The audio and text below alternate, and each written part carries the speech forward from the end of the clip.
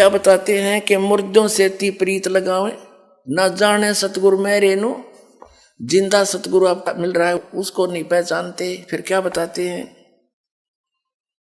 ये जो नकली संत के वहां प्रकाश ही प्रकाश है, चेतन ही चेतन है, वहां कुछ भी नहीं है सतलोक में। उसके विषय में क्या बताते हैं, आंखों देखा संत श्वेत छतर सिर मुकुट विराज, देखत ना उस चेहरे नु। उस परमात्मा का जो सिंहासन पर विराजमान है सतलोक के तीसरे पृष्ठ पे, उसके सिर पे मुकुट है, श्वेत छतर है, ऊपर छतर, श्वेत छतर सिर मुकुट विराज है, और देखत ना उस चेहरे नु। ऊंची थलियां खेती बो ये भूल रहे निज डेरे नु। ये जो वाणी गरीबदास साहिब जी ने बोली थी, उस समय सिंचाई साधन नहीं थे, वर्षा हो जाती तो कुछ दाने कनक हो जाती थी। तो क्या बताया है कि जैसे ऊंची थलियों के ऊपर किसी ने बीज रखा हो, वर्षा होगी, बीज दिया, फिर वर्षा हुई नहीं तो कुछ नहीं होता दाना उसमें।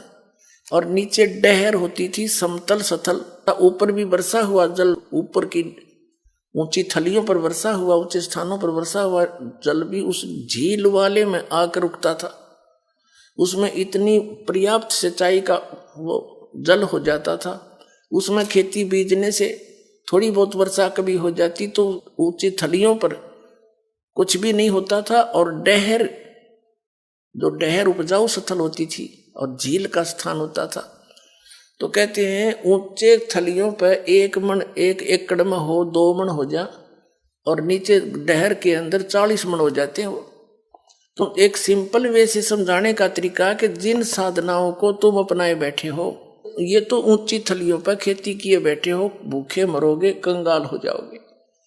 और भूल गए निज डेरे नु, अपने खास डेर को भूल गए, यानी परम अक्षर ब्रह्म पूर्ण परमात्मा सत्य पुरुष, उस परमात्मा को भूल गए। ये गलत साधना करके, गलत नाम जाप करके अपना जीवन नाश कर रहे हो। फिर क्या बताते हैं, ये संसार समझदा नाही, कहंदा श्याम दोपहरे नु। ये संसार समझदा नाही, कहंदा श्याम दोपहरे नु। गरीब दास ये वक्त जात है, रोगे इस पैरे नु। गरीब दास ये वक्त जात है, रोगे इस पैरे। आदरणीय गरीबदास साहिब जी कह रहे हैं कि ये संसार समझदा नाही, कहंदा श्याम दोपहरे नु। अब तुम इस काल की पूजा कर रहे हो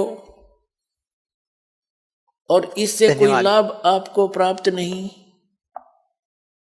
आप, ऐसी स्थिति है आपकी कि कहंदा श्याम दोपहरे नु। इतना कष्ट है इन साधनाओं के करते करते, और फिर भी क्या कहते हैं, जैसे कोई रिश्तेदार रिलेटिव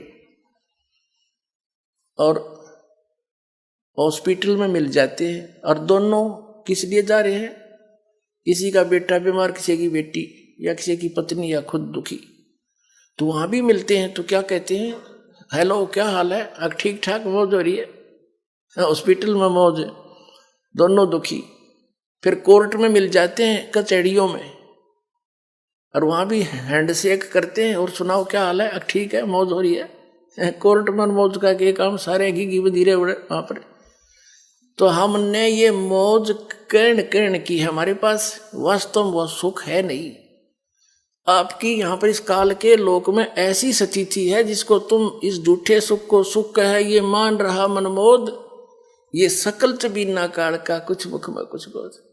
आज सर्व संपन्न दिखाई देता है, और कल न जाने उस परिवार पर क्या बिजली गिर जा, 1 सदस्य मर जा, 2 मर जा, परिवार नाश हो जा।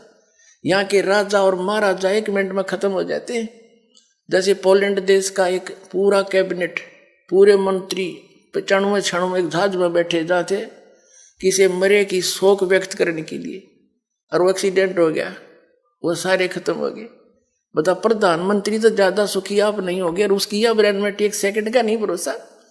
तो यहाँ कहते हैं तुमने तो, आपकी ऐसी स्थिति है जैसे कोई शराब पी रखी हो, अच्छा नशा हो रहा हो, और दोपहर यानी 12 बजे के आसपास बाहर जून के महीने में हरियाणा, पंजाब, राजस्थान, उत्तर प्रदेश का युवा क्षेत्र हो और बाहर पड़ा हो कि धूप में है, उसका पसीना पसीना हो रहा, सारा रेत में खराब हो रहा, मिट्टी लगी पड़ी है, और उसको कोई अरमू में जागा रहे, कोई उसको कहे भाई उठ, ये गलत स्थान पर है, तो दुखी हो रहा, चल तुझे वहां वृक्ष के नीचे बैठा देता हूं।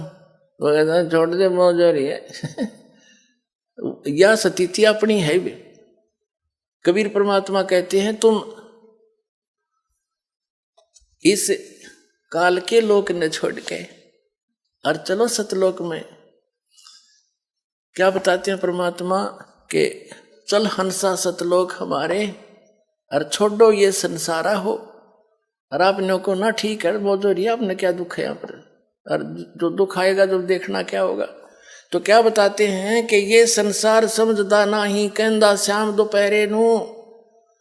एक तो यहाँ के सारे दुख ने सुख मान रहे हो तुम, और दूसरे ऊंची थलियां खेती वो भूल रहे निज डेरे नू। ये नकली साधना नकली संतों को फंस गए, और सारे उठ उआ बाई का ज्ञान, इनका कोई मंत्र ठीक नहीं जिसे मोक्ष हो जा। इनका कोई भी मंत्र साधना और ज्ञान बिल्कुल व्यर्थ है, कोई ठीक नहीं। इसके विषय में कहते हैं कि गरीब दास ये वक्त जात है, रोगे इस पैरे नू। सर नमस्कार। सर साहेब। सर क्या शुभ नाम है आपका? सुधीर कुमार। सुधीर कुमार जी कहाँ से आए हैं आप? गांव हरिपुरा, तहसील अबोहर, पंजाब से आया हूँ जी। तो सद्भक्ति संत रामपाल जी महाराज ने आपको दी है, उसको करने से आपको क्या लाभ मिला? लाभ तो ऐसे है, गिनाने बैठ जाऊं तो 3 दिन भी शायद कम पड़ जाएंगे। आर्थिक, सामाजिक और जो मानसिक लाभ है वो बहुत ज़्यादा हुए हैं। हमारे घर के आर्थिक हालात बहुत बुरे थे, और आज मालिक की दया है कि 2 सालों में ही इतना कुछ पा लिया है जो पिछले 20 सालों में भी हमने नहीं पाया। और मेरे पापा जी जो 5 साल से बीमार थे, हर रोज़ कहीं ना कहीं दवाई ले जाने के लिए उनको लेके जाना पड़ता था, पर आज वो पूरी तरह तंदुरुस्त है सतगुरु जी के नाम लेने से।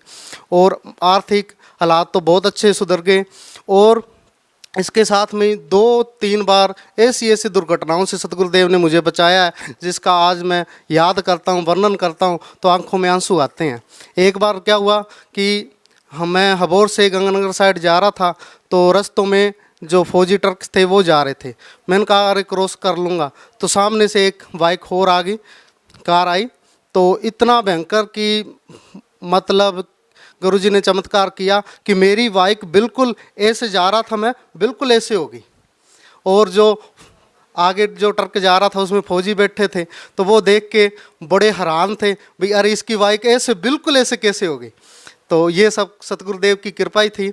एक बार मैं जो है काम ख़त्म करके अपने घर जा रहा था, उस समय मैंने देखा कि आगे जस्ट पशु आ गए और मेरी आंखें बंद हो गई। मैंने सतगुरुदेव का नाम लिया, और जब आंखें खोल ली है तो मैं आगे जा चुका था और वो पशु सिर्फ पीछे रह गए। और ये मेरे सतगुरुदेव की कृपा है कि आज मैं यहाँ पे खड़ा हूँ। और लाभ तो सर ऐसे है, आर्थिक लाभ हमारा जो मकान जो नहीं बन रहा था वो आज हमने मकान भी बना लिया। इतनी मालिक की कृपा है, आज बाइक भी अपने पास, मकान भी बना लिया, और जो है शादी भी हमने भाई की शादी कर। और आर्थिक में और सामाजिक में, और जो मन में तड़फ थी, जो मालिक को मिलने की तड़फ थी, आज तो ये लगता है कि अरे ये तो कुछ नहीं है उस लाभ के लिए, जिसके लाभ के लिए अगर सारी धन दौलत, रावण जैसे राजा भी अपनी दौलत गवा के वो जो नहीं पा सके, वो आज मैं पा गया हूँ, और सिर्फ अपने सतगुरुदेव की कृपा से। और आज मुझे अपने सारे ही सवालों के जवाब मुझे मिल चुके हैं। मेरे गुरुदेव जी की कृपा है कि आज दास को सब पता है। सर बहुत बहुत धन्यवाद आपका। सत साहिब।